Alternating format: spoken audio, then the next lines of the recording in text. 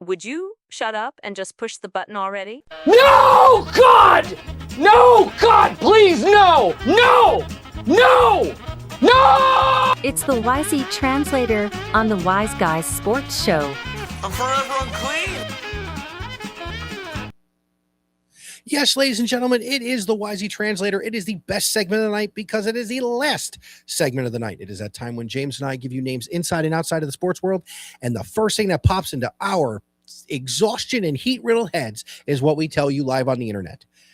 And as James has pointed out to me, since we have been doing the Chronicle again, since we got it worked out technically, we are coming up on another Wisey Translator Chronicle Supercut. I am excited for it because I always look back on these 5 minutes and I laugh my face off. But James, if you would please, sir, There's a this very evening's good Chronicle. There could be a very good possibility. It might not even be one. It might even be two coming here before too long. Jeez. But Nice.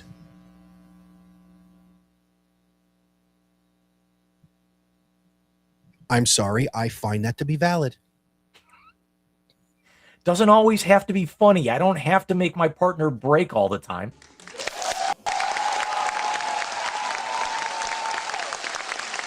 Because as we all know, it's called a grocery store, you douchebags. Sorry about the Exactly. douchebags. So here's the thing. As I've said before on the show, Now I'm gonna end this. Now while I'm editing this, I'm gonna try and see if I can find like the first season of Metalocalypse, on TV in the other room.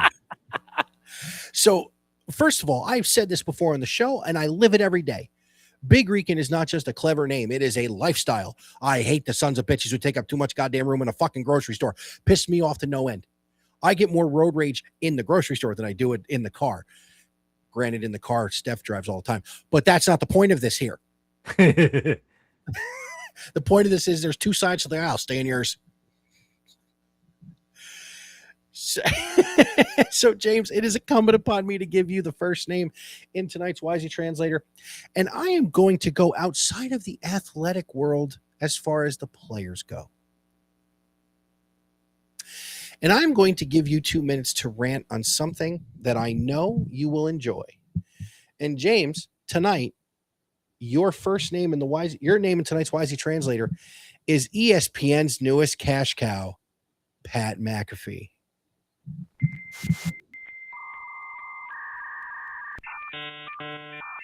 Somebody said it on social media earlier. Give him his own 24-hour network because he's basically, on everything anymore. He was sitting, he walked out with Diaper Donnie the other night. Jesus. Or at the UFC fight not long ago. It's how a guy who kicks a foot, and I went back and I watched CM Punk's pipe bomb from a couple of months ago where he called him out like right before WrestleMania. Yep. Yeah, how a guy who kicked a football got $100 million contract and is basically hoard himself out to every major show that they've got. I wouldn't be the least bit surprised if he turned up on the NHL preview before too long, which he knows nothing about. Do you want to know why Pat McAfee has this platform? Dave fucking Portnoy. That's why. Another example of all things that come from Michigan are shit. Oh, but remember, somebody's kid's going to be playing quarterback for them this year. Herb Street. I hear no lies told. Now, having said that, they call him Pat McAfee for a reason anymore. They do. Politics aside, he's the first couple of years fine, but now when he's showing up on, game day, and then he's showing up and then he's got his own show every day on ESPN. And he's been, and then they bump Jim Rome, even though, Rome's not nearly what it used to be. And Rome's got to now do his thing over on Twitter. I still won't call it X. And we all know basically that Rome's basically kind of in the same camp as McAfee. but and now he's being added to NFL Countdown, and he'll probably show up on Manning Cast before too long, and his stints in the WWE. No. He's getting his own and whatever. It's he's getting his own. It's just, this is why, unless you're actually watching a game, this is why you don't watch that network anymore. Throwing it back to the start of the show, rest in peace, Mr. Rasmussen, for what Disney and everybody has basically done to kill your creation. What did Disney kill worse, ESPN or the Star Wars franchise? I've never seen any of the Star Wars, so I will leave that up to you. We're asking John that question. But if I want to hear what you have for me tonight. Mike, I'm going to stay along the political front, but not in the way that you're thinking of. And I'm going to kind of go into your backyard a little bit. And as we talk about ABC and ESPN, this person stepped in this week and came back to the forefront. And I see the look on your face, and you know where this is going. Your name in tonight's Wisey Translator was the interim host of Late Night this week, Rosie O'Donnell.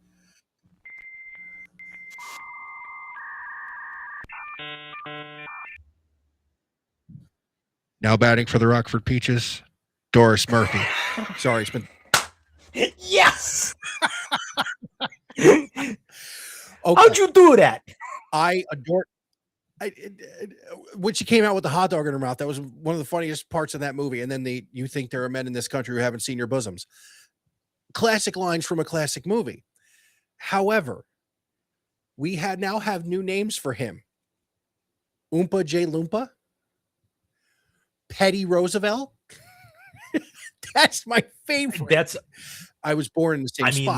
That's the thing that Kimmel and Colbert were doing is, Colbert would give him a new name every couple of nights. Kimmel gives him a new name every night. There's people that have started Threads accounts or Twitter accounts just to be able to give him names. It's very much like how, remember, at midnight and after midnight had hashtag wars. Exactly. You may have heard me say you froze. I don't know, because you did on my end. I don't know if it's my my camera clicked off for a minute and then came right back. Okay. So I thought her monologues were amazing. I thought first of all, she's hysterical. She's on again tonight. She's hysterical. I've always liked Rosie O'Donnell all the way back to, her stand-up days. And even when she did A League of Their Own, she made a good point. In 3 summers in a row, she was in the #1 movie of the summer. She was in A League of Their Own, Sleepless in Seattle, and The Flintstones. That's a hell of a 3-year run. Shout out to now. And especially being a supporting character that honestly... in all of them. Really, exactly. League of Their Own, outside of Madonna, she had the best supporting character, the most memorable. Oh, absolutely. If not Lori Petty. Lori Petty was almost kind of a star alongside Gina Davis. That was like Gina Davis, 1 and 1A essentially. Exactly.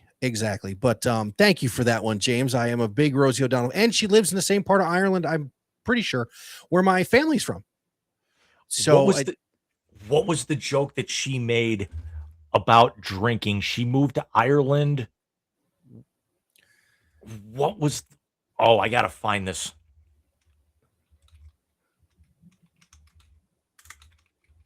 It was an all-timer.